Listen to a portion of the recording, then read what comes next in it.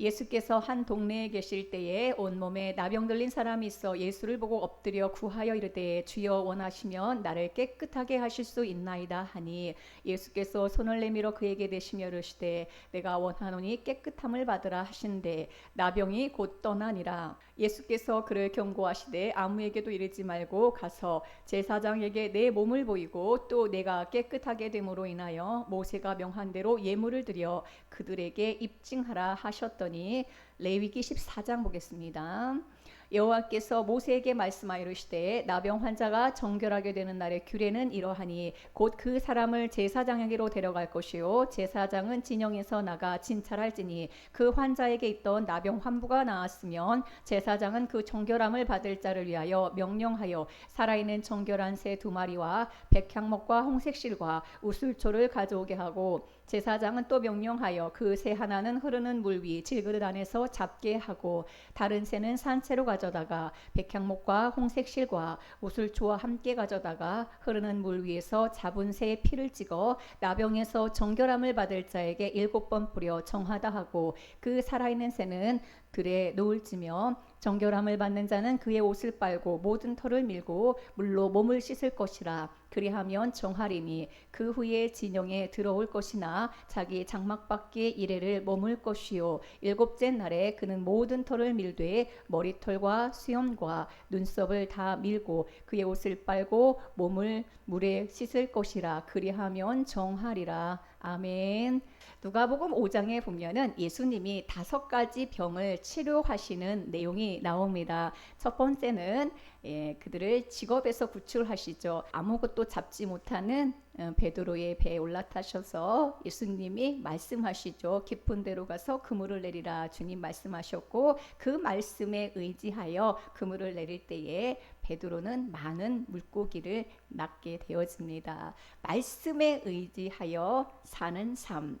자, 그래서 우리는 첫 번째로 직업병에서 구출받는 방법에 대해서 함께 은혜를 나누었습니다. 사실은 이 누가복음 5장에 나와 있는 이 5가지 병들, 이 병에서 우리를 주님이 구출하기를 원하십니다. 그리고 이 5가지 병이 치료받아야 6장으로 넘어가면은 예수님과 함께 이제 제자로서 사명을 감당하게 되어집니다. 그러니까 제자는 누구냐? 이 5가지 병에서 구출받은 사람이라는 걸 알게 돼요. 누가 예수 그리스도의 제자입니까?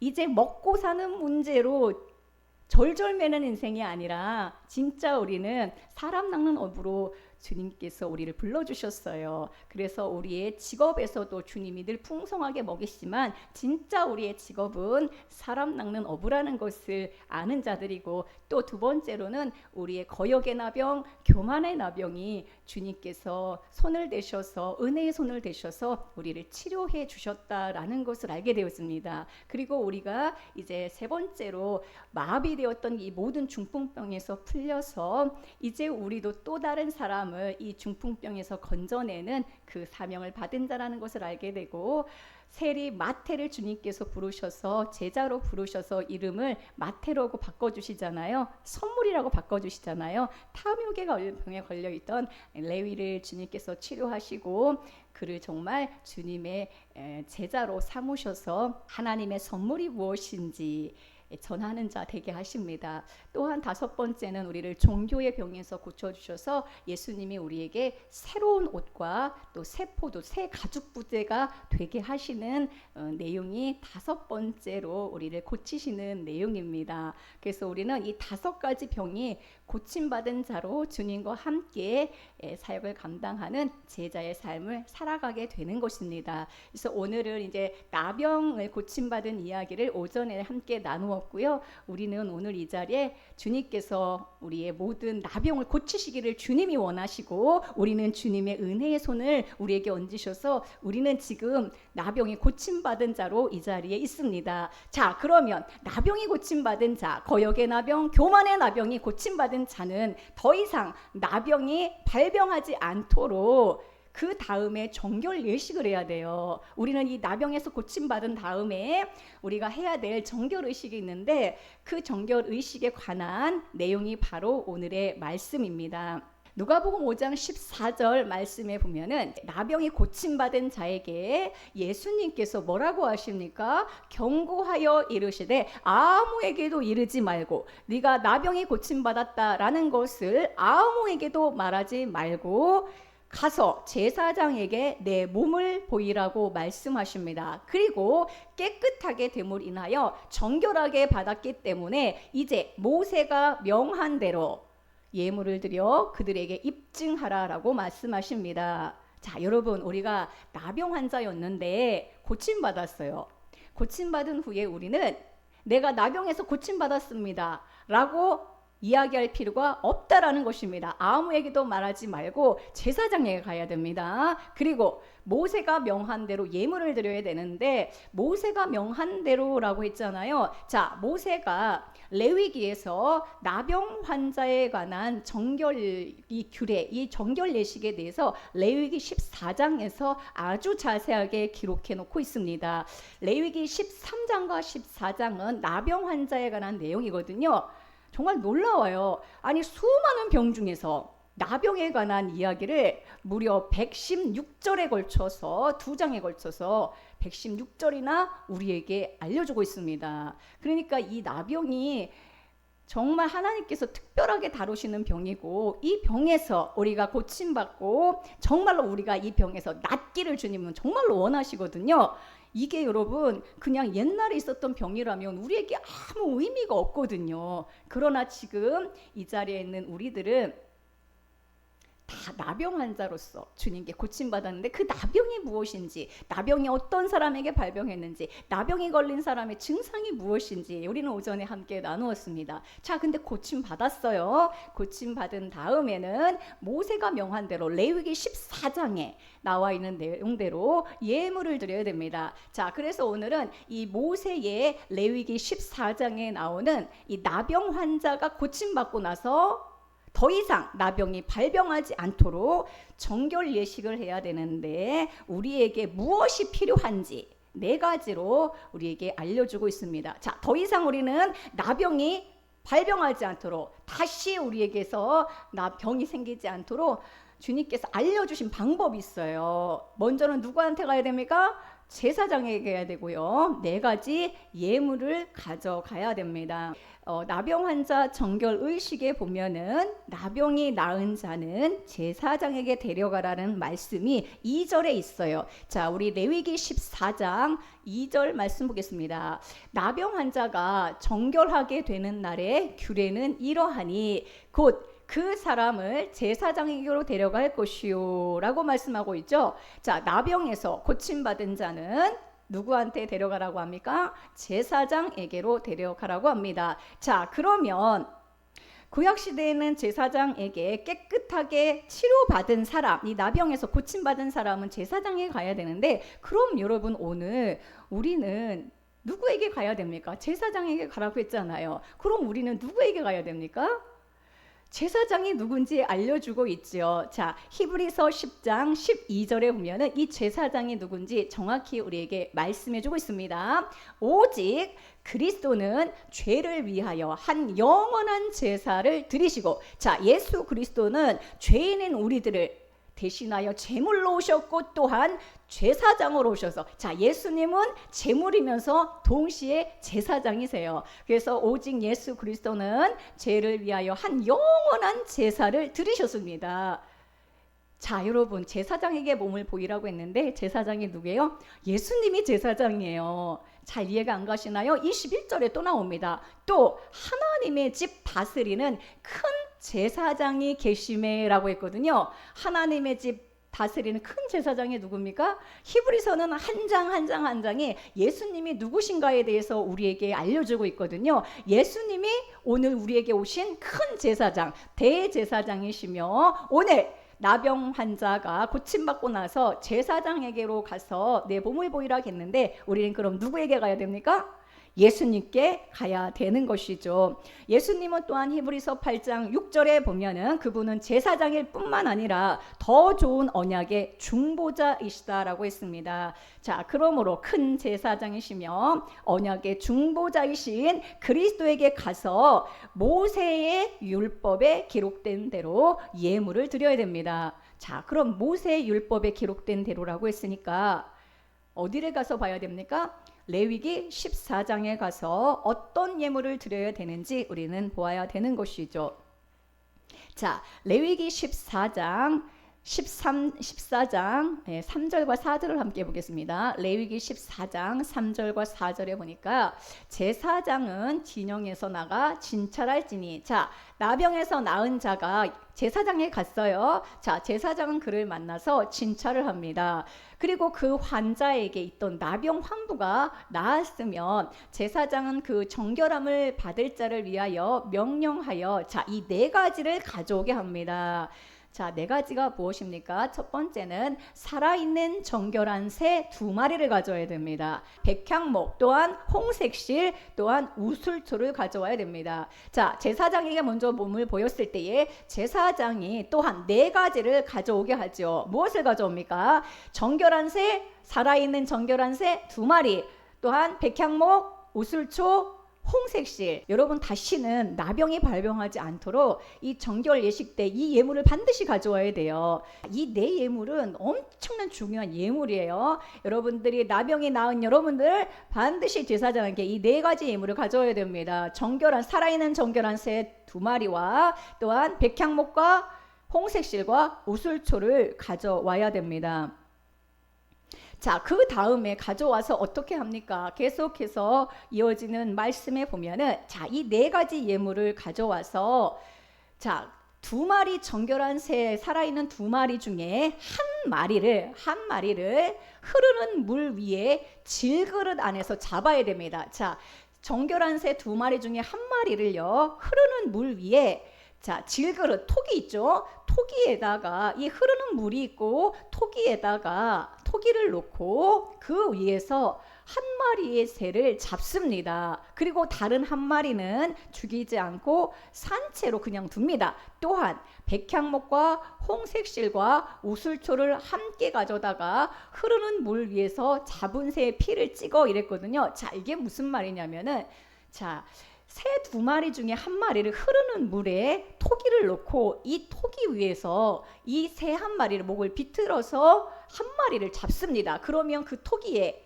피가 흐르겠죠. 자, 피만 흐르는 뿐만 아니라 밑에 지금 물이 흐르고 있기 때문에 피와 물과 섞이게 되어집니다. 그리고 나서 나머지 한 마리 새와 그 다음 백향목가지와 홍색실과 우슬초를 함께 가져다가, 자, 백향목가지, 그 다음에 우슬초, 그리고 다른 살아있는 새 한 마리를 이 홍색실로 묶어서 지금 토기에서 잡은, 그래서 피를 낸 그 피와 물이 섞인 그것에다가 찍어서, 그 새의 피를 찍어서 7절에 보니까 나병에서 정결함을 받을 자에게 7번 뿌리라고 말씀하고 있습니다.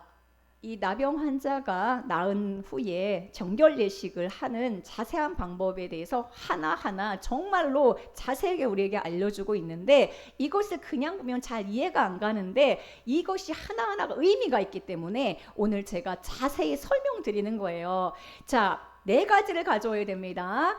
살아있는 정결한 새 2마리와 백향목과 우슬초와 홍색실을 가져와서 이 2마리 새 중에서 한 마리를 토기에다가, 흐르는 물 위에 토기를 놓고 그 토기에서 한 마리를 잡아서 피를 냅니다. 그리고 나서 나머지 살아있는 새와 백향목 가지와 그 다음에 우슬초를 함께 홍색실로 묶어서 이것을 이 흐르는 물과 피가 섞인 그것에 찍어서 이 나병 환자에게 바르는 것이죠. 뿌리고 바르는 예식을 하게 되어집니다.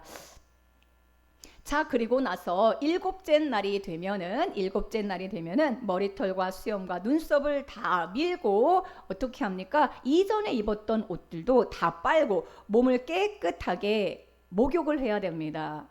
자, 이런 절차들을 해야 됩니다. 근데 여러분들도 나병에 걸렸다가 나았잖아요. 그럼 여러분들도 지금 제사장에게 몸을 보이고 이 네 가지 예물을 드리고 이러한 절차대로 이러한 예식을 해야 돼요. 그럼 우리는 도대체 어떻게 하라는 것입니까? 이것은 과거에 이스라엘 백성들이 했던 그러한 율법을 이야기하는 게 아니라 오늘 우리들에게 다시 깨끗함을 받은 우리들이 이 나병에 다시 걸리지 않는 방법에 대해서 알려주고 있습니다.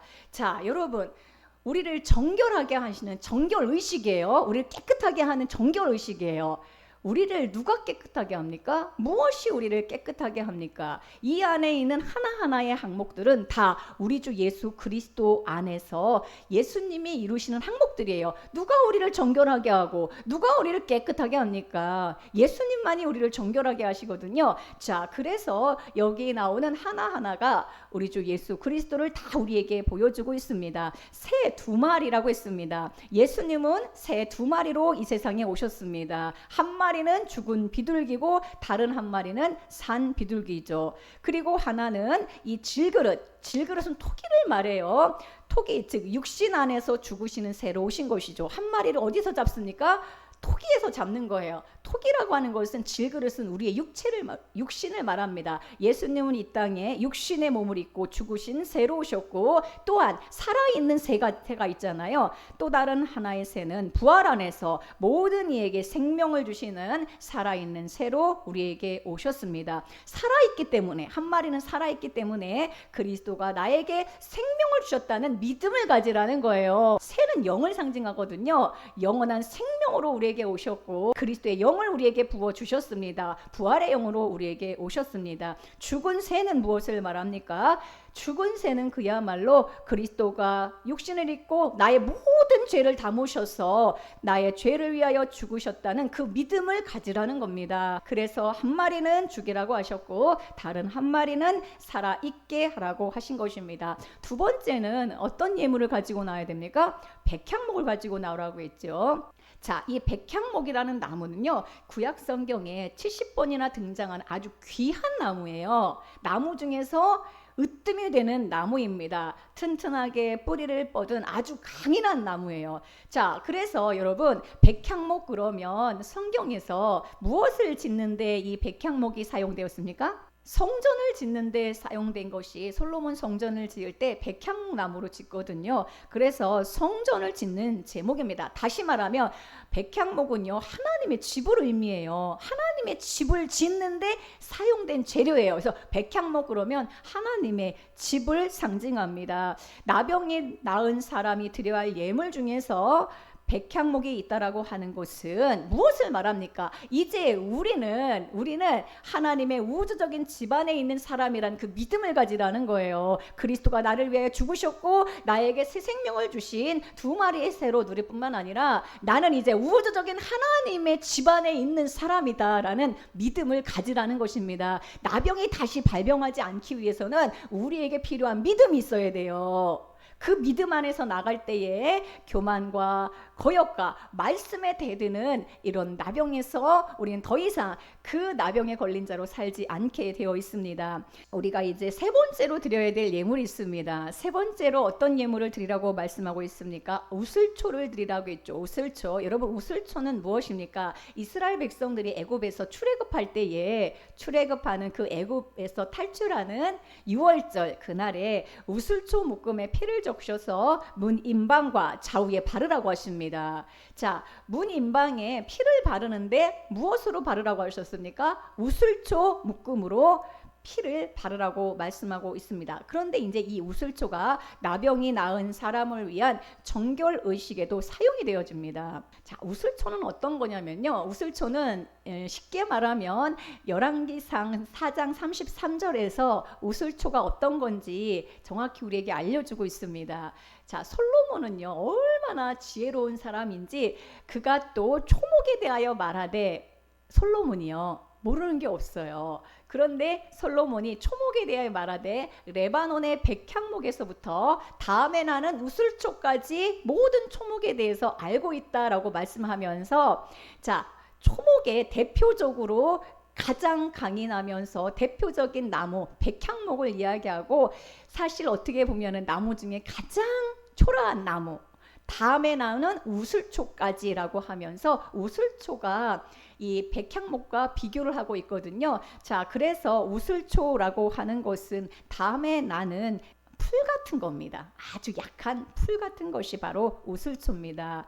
자, 그래서 우슬초는 척박한 땅이나 이런 돌틈에서 담벼락에서 자라는 작은 풀이에요. 작은 풀. 자, 그러므로 백향목과는 반대로 이 작은 풀과 같은 이 우슬초를 정결 예식에 가져오라고 하는 것은 상징적인 의미가 있는 거예요. 그 6월절에 피를 바르는데 문설주에 그 우슬초로 바르라고 했거든요. 근데 피를 가득 발라야지, 우리 생각에는 피를 가득 바르고 선명하게 발라야 이 죽음의 사자가 넘어갈 것 같은데, 사실은 이 피를 바르는 이 재료가 우슬초라고 하는 것은 사실은 피를 바를 때에 바른 건지 안 바른 건지도 모를 정도로 사실은 희미하게 발라진다라는 것을 또 우리에게 보여주고 있거든요. 그러나 아무리 희미하게 발라줬어도 그 피는 능력의 피입니다. 할렐루야. 죽음의 사자가 넘어간 능력의 피예요. 자, 그러므로 여기서 우슬초라고 하는 것은 우리의 작은 믿음을 말해요. 사실은 백향목까지 튼튼한 그러한 믿음도 우리에게 필요하지만, 비록 우리가 작은 믿음으로 나왔을지라도 주님께서는 그 작은 믿음을 통해서도 우리에게 놀라운 역사를 늘 행하신다. 나는 믿음이 너무 작아 하지 마시고, 이 믿음에는 능력이 있어요. 복음에도 능력이 있고요, 믿음에도 능력이 있습니다. 나에게 믿음이 있음을 늘 감사하세요. 나는 왜 이렇게 믿음이 커지질 않을까? 나는 왜 믿음이 제자리 걸음하는 것 같을까? 그렇게 실망할 게 아니라, 우슬초 같은 믿음이라 할지라도, 작은 믿음일지라도 늘 주님 앞에 나왔을 때에 주님이 그 믿음을 귀하게 보신다라는 것입니다. 네 번째는 홍색실을 가져오라고 했어요. 홍색실. 여러분, 홍색실은 무엇을 말할까요? 실입니다.